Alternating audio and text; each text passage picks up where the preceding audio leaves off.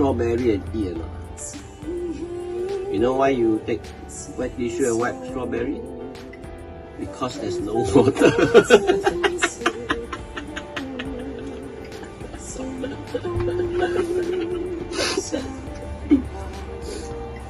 I teach you how to shower in a campervan. One time water only. Okay, first you just wet yourself. Then after that you soap. Soap first. Cannot wash hair, cannot wash face. Must soap the bottom first. Soap already, except the backside. Don't wash first. Okay, you don't want to dirty your hair. Okay. Alright. Next, you take the facial. Wash your face. Cleanser. Okay. Then next day, put the shampoo on your head. After shampoo on your head, you wash your backside. Then you on one time water from top to bottom. You wash everything. No need to on off. Okay.